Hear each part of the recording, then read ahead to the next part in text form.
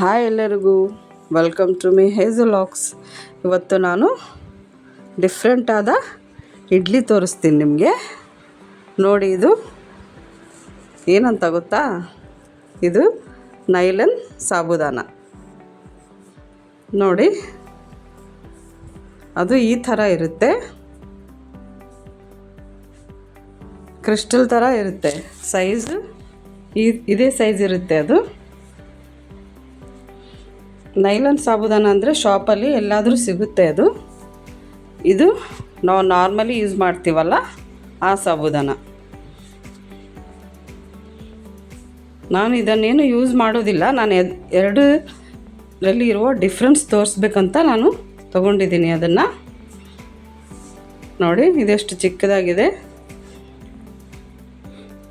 ಇದನ್ನು ಈ ಥರ ಮಾಡಬೇಕಂತ ತೋರಿಸ್ತೀನಿ ಬನ್ನಿ. ಇವಾಗ ಇದನ್ನು ಪಾತ್ರೆಯಲ್ಲಿ ಹಾಕ್ಕೊಳ್ತಾ ಇದ್ದೀನಿ. 1 ಕಪ್ ನೈಲನ್ ಸಾಬುದಾನನ,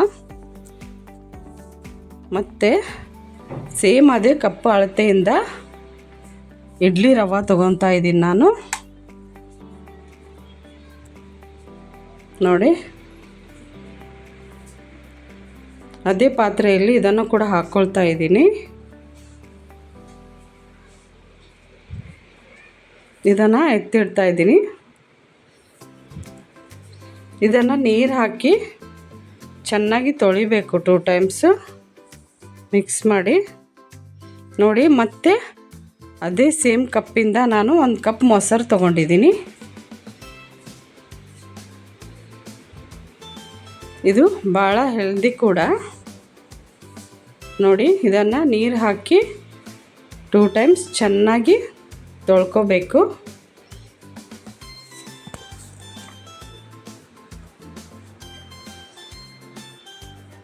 ತೊಳೆದ ಮೇಲೆ ಈ ಥರ ಇದನ್ನು ನೀರೆಲ್ಲ ಈ ಥರ ತೆಗೆದು ಒಂದು ಪಾತ್ರೆಯಲ್ಲಿ ಹಾಕ್ಕೊಳ್ಬೇಕು. ಸಾಬುದಾನ ಹೆಲ್ತ್ಗೆ ಬಹಳ ಒಳ್ಳೆಯದು. ಈಸಿಯಾಗಿ ಡೈಜೆಸ್ಟ್ ಆಗುತ್ತೆ. ಅದು ನಾವು ಹೆಲ್ತ್ ಚೆನ್ನಾಗಿರಲಿಲ್ಲ, ಇಲ್ಲಾಂದರೆ ಸ್ಟಮಕ್ ಅಪ್ಸೆಟ್ ಇದ್ದಾಗ ನಾವು ಅದನ್ನು ಗಂಜಿ ಮಾಡ್ಕೊಂಡು ಕುಡಿತೀವಲ್ಲ, ಅದು ಬಹಳ ಒಳ್ಳೆಯದು. ಇದು ಫೈಬರ್ ಇರುತ್ತೆ ಇದರಲ್ಲಿ, ರಿಚ್ ಇನ್ ಫೈಬರ್ ಇದು. ಮತ್ತು ಬಾಡಿಗೆ ಕೋಲ್ಡ್ ಕೂಡ ಇರುತ್ತೆ ಇದು. ಇವಾಗ ಬೇಸಿಗೆ ಅಲ್ವಾ, ಈ ಥರ ಕೂಡ ಮಾಡ್ಕೊಳ್ಳಿ ವೀಕ್ಲಿ ಒನ್ಸ್ ನೀವು. ನೋಡಿ, ಇದನ್ನು ನೀರೆಲ್ಲ ಹಿಂಡಿ ಈ ಥರ ತೊಗೊಂಡಿದ್ದೀನಿ. ಇದಕ್ಕೆ ಇವಾಗ ನೋಡಿ, ಈ ಥರ ಡ್ರೈ ಇದೆ ಇದು. ಇದಕ್ಕೆ 1 ಕಪ್ಪು ಮೊಸರು ತೊಗೊಂಡು ಹಾಕ್ಕೊಳ್ತಾ ಇದ್ದೀನಿ ಅದರಲ್ಲಿ.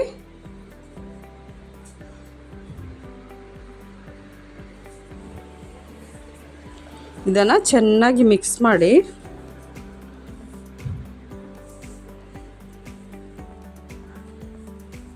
ಸಾಬುದಾನಲ್ಲಿ ಪೊಟ್ಯಾಷಿಯಮ್ ಮತ್ತು ಮ್ಯಾಗ್ನೀಷಿಯಮ್ ಇರುತ್ತೆ, ಐರನ್ ಕೂಡ ಇರುತ್ತೆ. ಇದು ಬೋನ್ ಹೆಲ್ತ್ಗೆ ಕೂಡ ಬಹಳ ಒಳ್ಳೆಯದು, ಮಕ್ಕಳಿಗೆ ಕೂಡ ಚೆನ್ನಾಗಿರುತ್ತೆ ಇದು. ನಾವು ಯಾವಾಗಲೂ ಅಕ್ಕಿದು ರವೆ ಇಡ್ಲಿ ಆ ಥರ ಮಾಡ್ತೀವಲ್ಲ, ಈ ಥರ ಡಿಫ್ರೆಂಟಾಗಿ ಮಾಡ್ಕೊಳ್ಳಿ. ಟೇಸ್ಟ್ ಕೂಡ ಭಾಳ ಚೆನ್ನಾಗಿರುತ್ತೆ ಇದು, ಏಕೆಂದರೆ ಮೊಸರು ಹಾಕಿರ್ತೀವಿ, ಸಾಬುದಾನ ಇರುತ್ತೆ, ಸಾಫ್ಟಾಗಿ ಕೂಡ ಇರುತ್ತೆ. ನೋಡಿ, ಇದಕ್ಕೆ ಇವಾಗ ಉಪ್ಪು ಹಾಕ್ತಾ ಇದ್ದೀನಿ. ಇದಕ್ಕೆ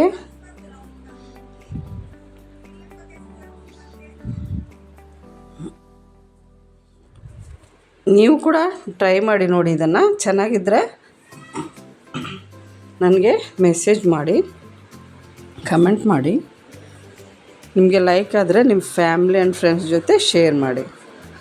ನೋಡಿ, ಈ ಥರ ಕಲಸಿದ್ದೀನಿ. ಇದನ್ನು ನಿಮಗೆ ಸ್ವಲ್ಪ ಗಟ್ಟಿಯಾಗಿ ಅನಿಸಿದ್ರೆ ಸ್ವಲ್ಪನೇ ನೀರು ಹಾಕಿ, ನೀರು ಹೆಚ್ಚಿಗೆ ಹಾಕಬಾರ್ದು. ನೋಡಿ, ಇದನ್ನು ಮುಚ್ಚಳ ಹಾಕಿ ಪಕ್ಕದಲ್ಲಿ ಇಡ್ತಿದ್ದೀನಿ. ಇದನ್ನು ನಾನು ನೈಟು ಕಲಸಿಟ್ಟೆ. ಈ ಥರ ಬೆಳಗ್ಗೆ ಮಾಡೋದು. ಇದನ್ನು ರುಬ್ಬೋದೇನಿಲ್ಲ,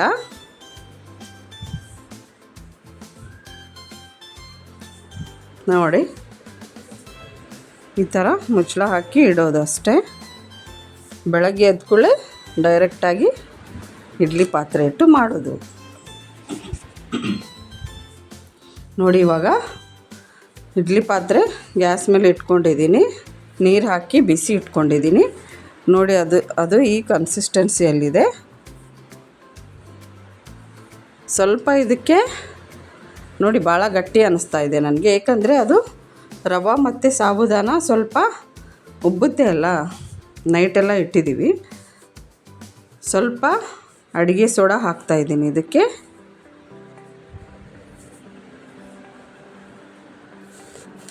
ನೈಟು ಖಾಲಿ ನಾನು ಉಪ್ಪು ಹಾಕಿದ್ದೆ ಅದರಲ್ಲಿ.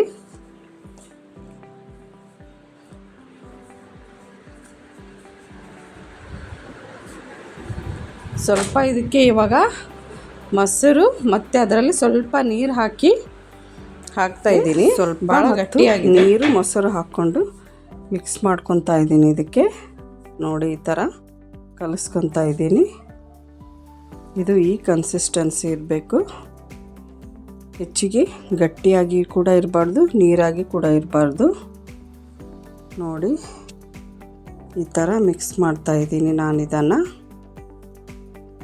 ಚೆನ್ನಾಗಿ ಮಿಕ್ಸ್ ಮಾಡಿ, ಏಕೆಂದರೆ ನಾವು ಇದನ್ನು ಮಿಕ್ಸಿ ಏನೂ ಮಾಡಿಲ್ಲ, ಓನ್ಲಿ ಈ ಥರ ಡ್ರೈಯಾಗಿ ಮಿಕ್ಸ್ ಮಾಡಿದ್ದು ಅಷ್ಟೇ. ಇವಾಗ ಇಡ್ಲಿ ಪಾತ್ರೆ ತಗೊಳ್ಳೋಣ. ಇದಕ್ಕೆ ಸ್ವಲ್ಪ ಎಣ್ಣೆ ಹಚ್ಕೊಳ್ತಾ ಇದ್ದೀನಿ ನಾನಿವಾಗ. ನೋಡಿ ಈ ಥರ ಎಣ್ಣೆ ಹಚ್ಚಿ ಸ್ವಲ್ಪ ಅದಕ್ಕೆ ಪಾತ್ರೆಯಲ್ಲಿ ಹಾಕ್ಕೊಳ್ಳೋದು ಅಷ್ಟೇ. ಇವಾಗ ನೋಡಿ ನೀವು ಕೂಡ ಮಾಡ್ಕೊಂಡು ನೋಡಿ, ಡಿಫ್ರೆಂಟ್ ಆಗಿರುತ್ತೆ. ಟೇಸ್ಟ್ ಕೂಡ ಭಾಳ ಚೆನ್ನಾಗಿರುತ್ತೆ ಏಕೆಂದರೆ ಮೊಸರಿದೆಯಲ್ಲ ಇದರಲ್ಲಿ.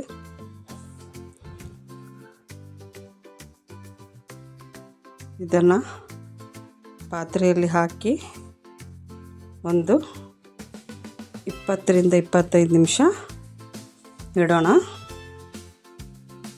ನೋಡಿ ಇವಾಗ ಇದಕ್ಕೆ ಇಡ್ತಾ ಇದ್ದೀನಿ.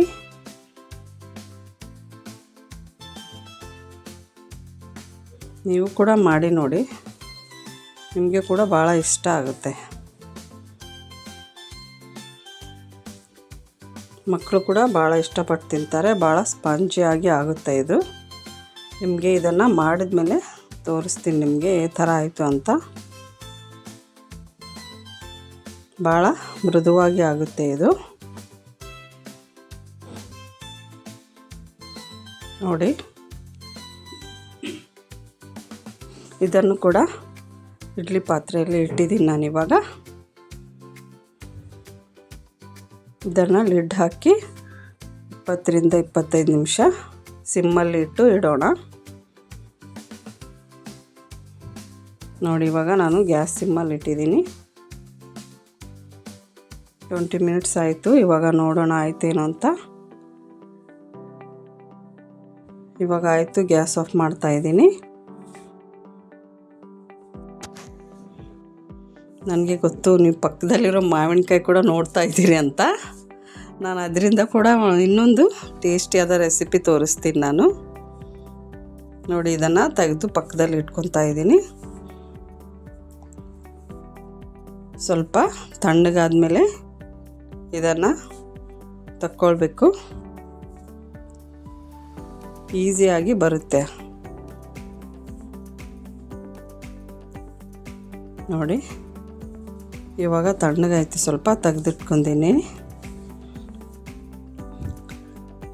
ಇದನ್ನು ನೋಡಿ ನಿಮಗೆ ತೋರಿಸ್ತೀನಿ ಇವಾಗ ಓಪನ್ ಮಾಡಿ ಈ ಥರ ಇದೆ ಅಂತ.